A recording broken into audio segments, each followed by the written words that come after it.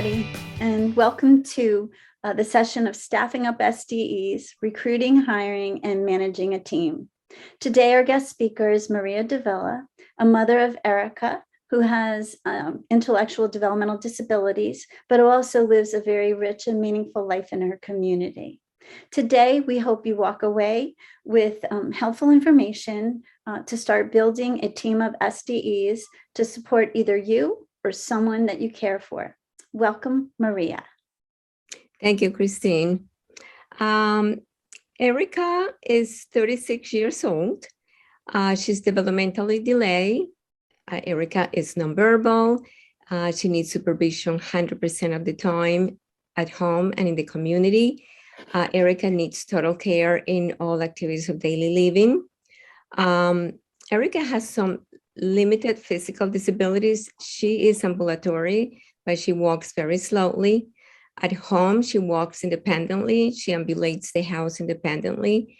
But in the community, when she's out the door, she needs to be held by hand just to avoid tripping and falling.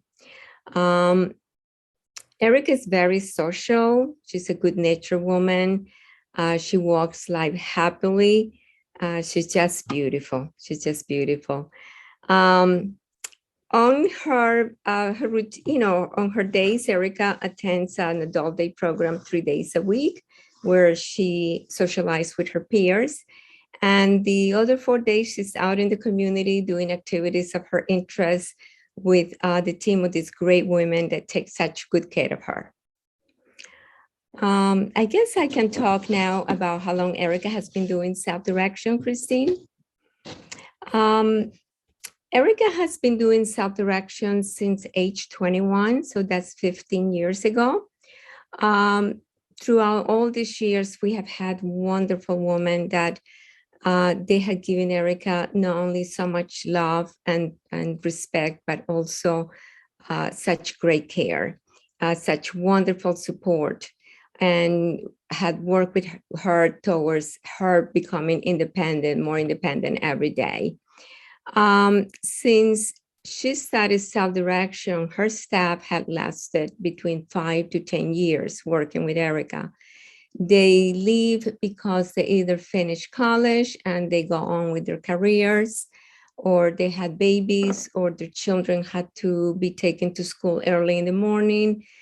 Like they are not available anymore for the hours that are needed with Erica. But they always come back. They keep being part of our family.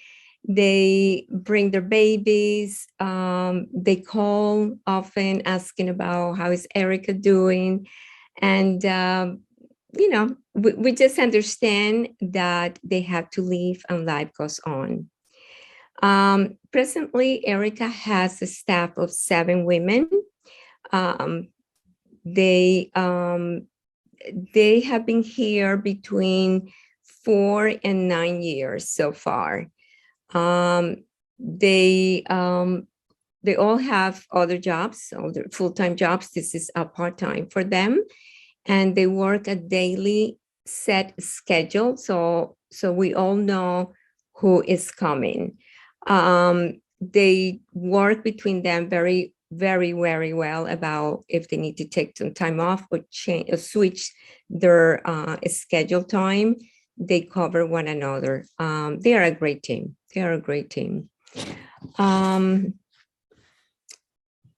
So how do I find DSPs to work with Erica?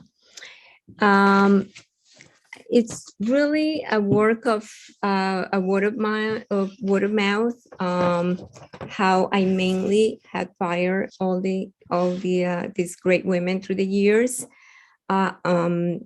As a college student brings another college student. I love college students because they are full of energy, and especially they are special education students, which Erica has been so lucky in have few of them working with her. A mother brings a daughter, or a daughter brings a mother, brings a sister-in-law, a staff brings a friend of a friend, but there is always a good word of mouth when we have needed to replace a direct support professional. I do hire them to start through the personal preference program for two reasons. First, the personal preference program is a fast hiring process. It takes about a week. Meanwhile, the process to hiring through Easter Seal, so the public partnerships, through the DDD budget, it takes a lot longer because of the requirements, which are very good. Fingerprinting, College of Direct Support training, first aid training. So all that takes a while. And I have lost a couple of good staff because they were tired of sitting and waiting to start working. So I decided, through the PPP, that then they start working. And the second reason is because they start at a lower rate, through PPP.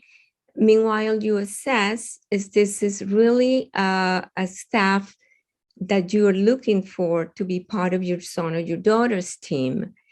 If it's a good match, if it's a good person that is going to be working according to the plan of care.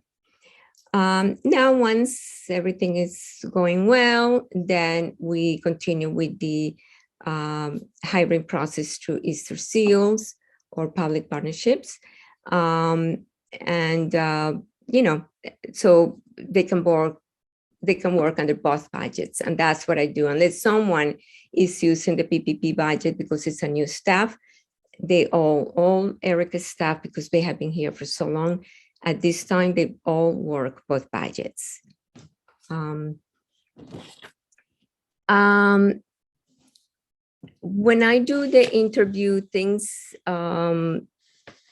that I look for or that I bring when I'm interviewing someone, I just the things that I talk to them, or actually when I hire them, they're already hired. I interview. I know this is a good prospect staff member for Erica team. So let's say they're hired, but when I sit to talk to them, I talk to them about these things that are important to me. First, what I expect respect for Erica, respect for my family, respect for my home. I talk about safety of Erica. That comes first, her safety, and including anything that has to do with the medical conditions that she has. I forgot to talk at the beginning as part of Erica. Erica has few medical conditions between epilepsy, Hashimoto disease, which is the thyroid, hypothyroidism. She has osteoporosis, and she has GERD, which is the gastrointestinal reflux.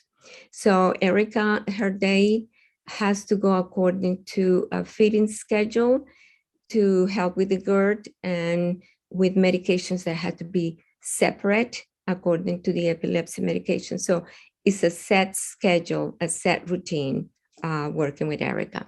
So I talk about this since the very beginning. This is a very important part. See if they feel that they can commit to this. I always add, I have the expectation about my home. My home is normally an organized, clean home. I want to come back. If I go out and come back, if they're helping me, I put the expectation to please keep the way you find my home. Because if I had to come home and pick up or clean after them, there's no purpose for their help. I asked them to follow my system at home. Let's say whoever is doing the laundry, I asked to fold the laundry in my way. Even someone folds different way, it's correct, but it's not my way. If they are putting things in the kitchen, it's put in my way. Because if I have 7 people working in my home and doing things in their own way, my home becomes a chaos and become like, have you seen this? Have you seen that? So I always bring this up. Help us to be functional. We all need to work as a team. We all need to be functional. Follow my system, please. I talk to them about teamwork. I bring very clear that this is not a competitive job. This is all about Erica and the well-being of Erica. So nobody here is pointed about you did this, you did that. Nobody, and I don't accept that. Nobody here is better than the other one. Here is work in collaboration with one another about the best way and the best functional way to work as a team. When I had to bring something up, I just do it, to each of the staff. And I make myself a list because there are 7 people and sometimes I don't remember who I brought this up. So I make a check. Okay, I talk to Gina or I talk to Jackie, but I bring in and I let them know this is something that I am conveying to everybody in the team. So nobody here feels bad that, oh my God, I did something wrong. No, I don't do that.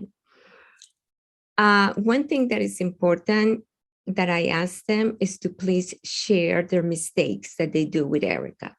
I personally have shared my mistakes that I have done. So we all learn from our mistakes so we don't repeat mistakes with Erica. And I promise them, I'm not going to go and yell at you. Why did you do this? No, I'm going to thank you because you are sharing this. And I don't want you feel bad because I'm going to share this with the rest of the team. It's not about making you look bad. It is about avoiding this mistake happening again with Erica. Simple mistakes. It's nothing major, but so we don't repeat and we all learn. The main thing is to learn because sometimes we don't realize that doing this is going to be it's going to end up in a mistake. So we learn it. We learn it from one another, and it has worked out wonderful. They all share if something has not gone right. They come to me and say, Maria, I want to convey this to you, and I thank them. As I thank them, if anytime they forget to give one of the medications, especially the last medication of the evening, which is before Erica goes to bed, which is the epilepsy medication. If you, by any chance, you forget, please call me. It can be 1, 2 in the morning. I will say, thank you so much. I'm going to go and give it to her right now. So that's how I like to treat them with respect. And I like to treat them in a way that they feel comfortable coming back to me. Another important thing that I have, that I think is also important, is to talk about the meals, when you hire the person. In my home, there are 7 people. They are here from the moment Erica gets up to the moment Erica goes to bed. So there's different shifts. And if I had to feed 7 people, I had to provide meals to 7 people, then my grocery shopping will become expensive. But that's not the worst part. The worst part would be, I wonder if she likes this. I wonder if she can eat this. So I will have to start dealing with different diets, and that defeats the purpose of this. So they all bring their own meals. Nobody's actually fed at work unless you work at a restaurant. But I asked them to please sit at the table and have the meal with us as a family. We talk at the table. They are part of the family. We sit, we have wonderful conversations. They're more than welcome. I tell them, please use the stove, the microwave, the refrigerator, use our utensils, our dishes, feel comfortable in our home. And also related to meals, if Erica goes out in the community and they're going to go to a restaurant or to an activity of interest to Erica in the community that requires money, tickets or movies, I let them know Erica has her money in her pocketbook. Please pay separate. And I actually asked them the big favor to bring the receipt back, put the receipt back in her wallet. I keep receipts every month of all her expenses because Medicaid comes to a renewal every so often, and you don't know which month they're going to request a report. So I like to keep receipts in case of Medicaid renewal, or it has to do with Social Security, any report to Social Security. And they all like that idea. So that I think is important to avoid misunderstandings about money, about, oh, I thought Erica was going to pay for my meal. No, I bring it up since the very beginning,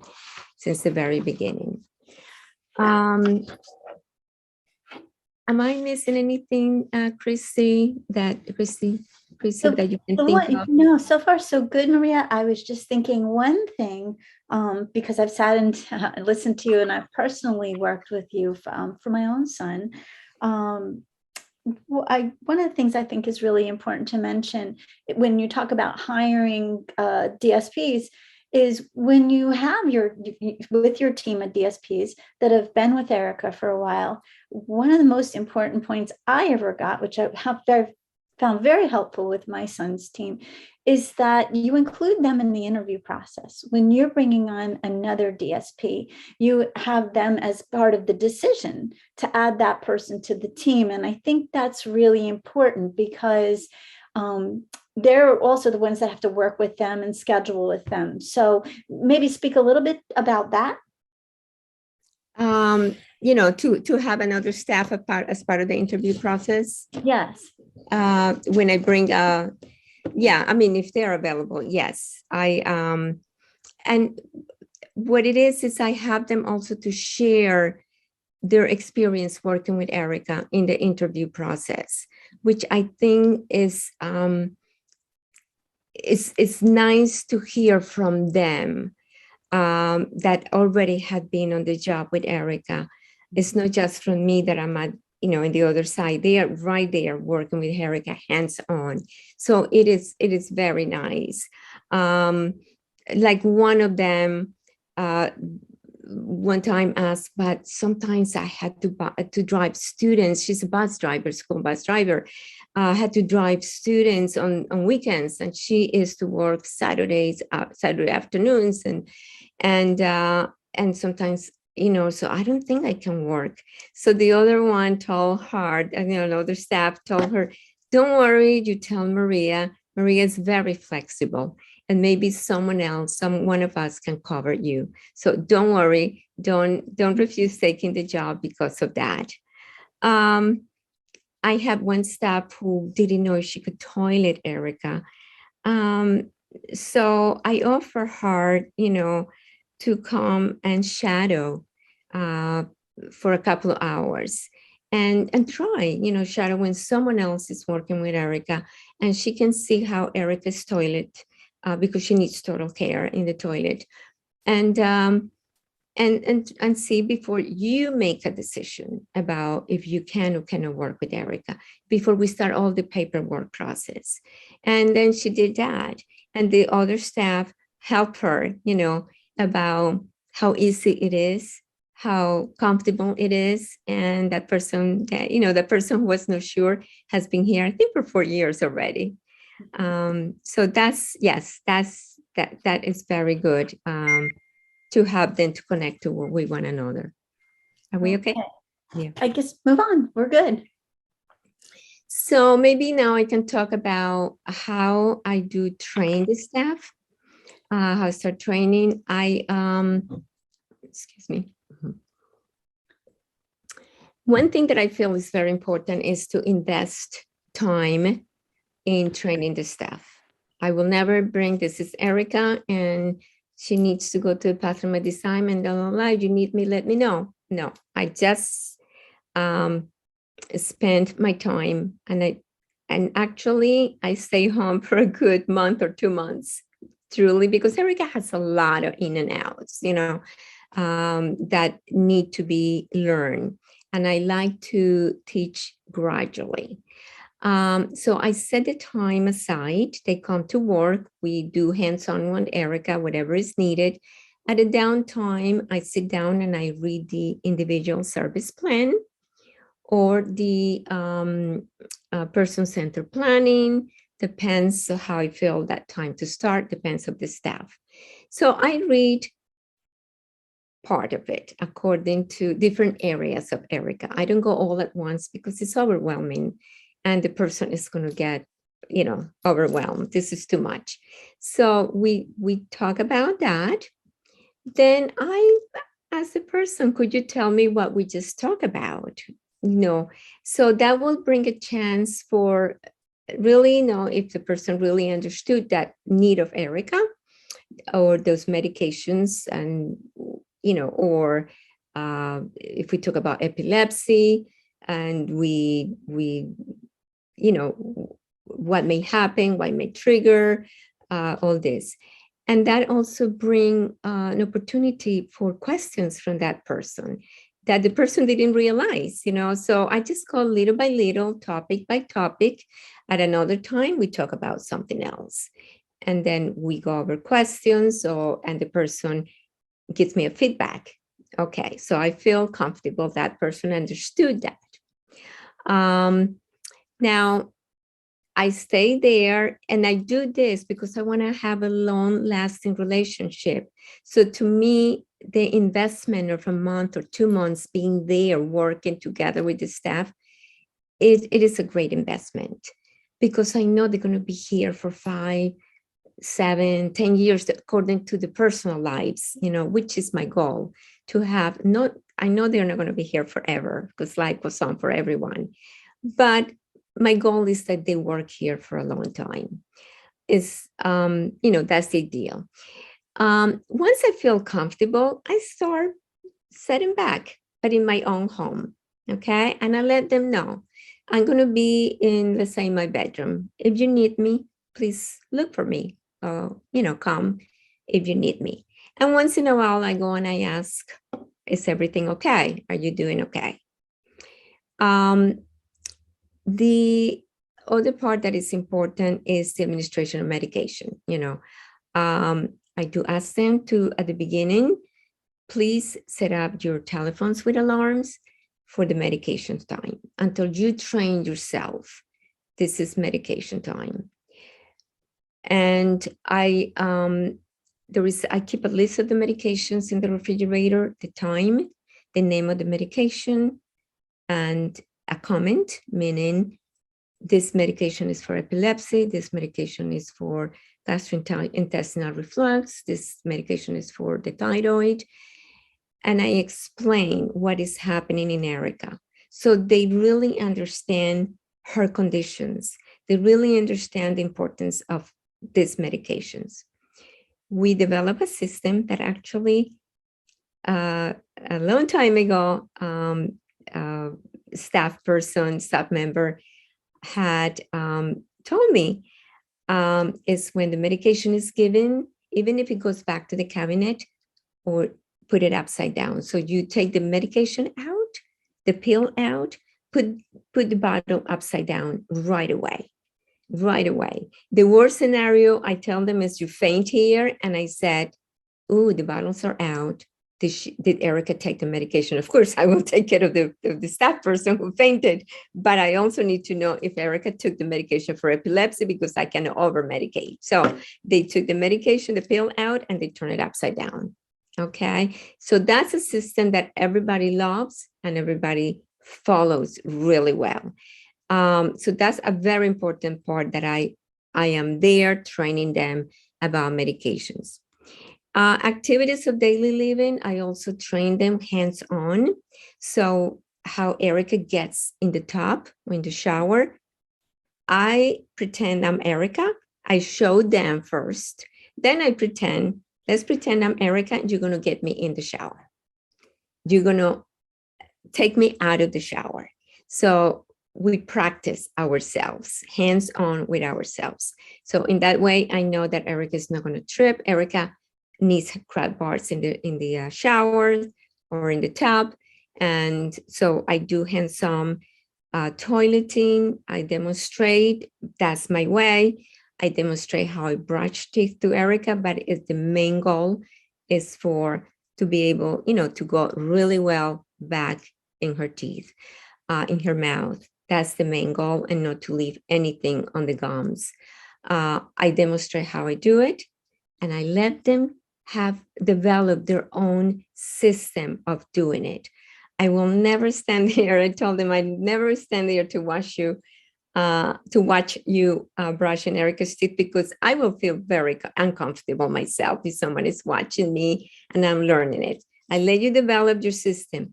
Please just make sure that you are honest with Erica and really do a great job.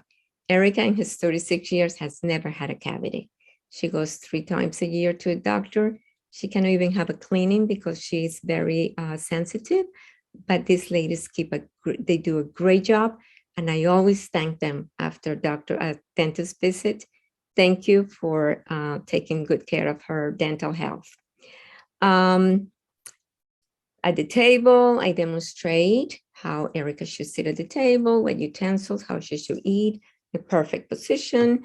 And, so I am there, helping them to learn without making them stressful, giving them the time. That's Maria, sure. Sorry to interrupt you. I just thought about in a fashion of time, but we are running out of time, unfortunately. However, I wanted to bring up one of the important things I've heard you mention in regards to training staff is that you would have staff repeat back to you what they're learning. So, they either got it or they didn't. I think that was something that I also gleaned important that I took for granted, because you can show them, but sometimes, yes. That is it. Yeah. Yes. And as I am showing them, I explain them the reason why I am doing this particular thing that way with Erica.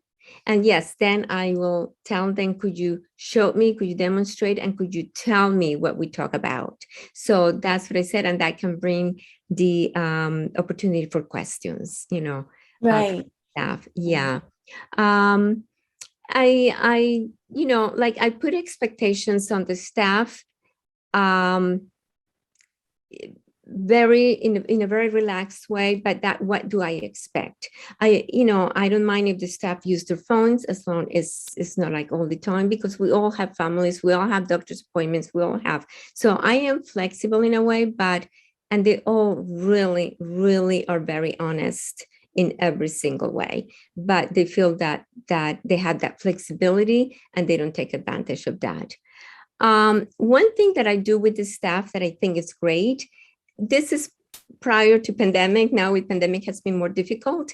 I have staff meetings. I like to have it at least twice a year. I invite everybody, whenever it's convenient for all of them to come here in an evening. We have pizza together or, whatever. And we sit there and we go over Erica's plan. We brainstorm. We share. We see what is working and what is not working. Maybe this could be better, Maria. I'm very open to their ideas and to suggestions. So those meetings have worked out so well. Unfortunately, with pandemic, we had ones before they came back in the pandemic and we had it in the garage, but now with the pandemic has been difficult. And the other thing that I like to do, is once a year, Erica invite us all, her circle of support, out to a dinner. And I like it because it's the chance for the staff to sit down and talk about their personal lives between them. How are you doing in college? How are you, your children or your family, where you went on vacation, and all, they come home and it's a change of shift. So in their normal everyday lives with Erica, Erica just got hydrated? When did she go to the bathroom last? How she's looking, feeling today? There's no chance to talk about how you're doing in school, how's your work. So this is a chance for all of them to sit in a very different way. And they all love to come and look so nice. And it's so nice to see them looking pretty, going out to eat. Erica loves to be with all of them. And I also invite staff that is no longer here, whoever is available. So it's a chance to see them again. And it's a chance for them to see who's working with Erica, and sometimes to share. Like if they went to school to become a special ed teacher, she can share with a student that is a special ed student how she's doing in her job. So it's really nice to see that. And they love it. They love it. And I really love it. I haven't done it since 2019. 2020 was, no, 2019, because we start pandemic, early. No, 2020, actually, February 2020 is when I did it. Do we still have time? I have something that... Unfortunately, Maria, no, we will definitely have to close up. But I did want to let everybody know that's listening to this session. We will be attaching a PDF tip sheet. Maria is a wealth of information.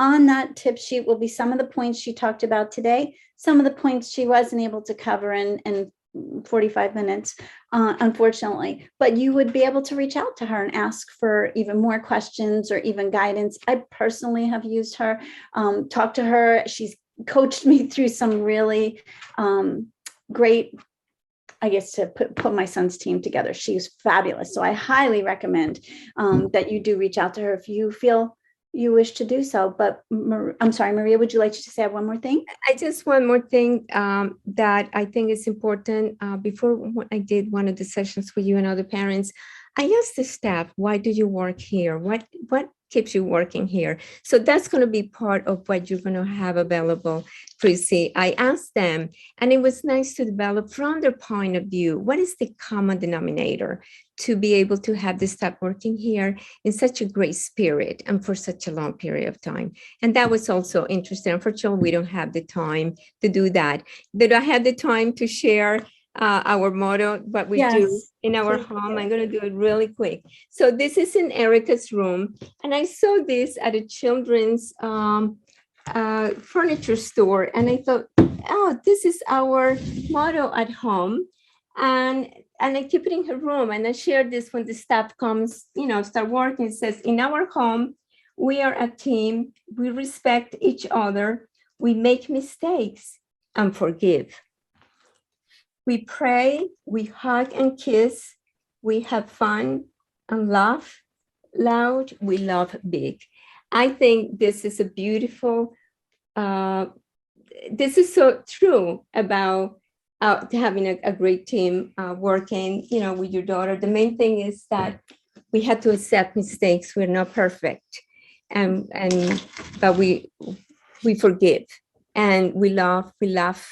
It is really nice. It is really nice. Thank you, Christy. No, thank you. Thank you very much. And thank you all for attending this. Please, since I won't be able to be part of the conference, please feel free to contact me via email or via telephone. Christine is going to provide that information. Okay? Absolutely. Thank you. Again, Maria. Bye-bye. Bye.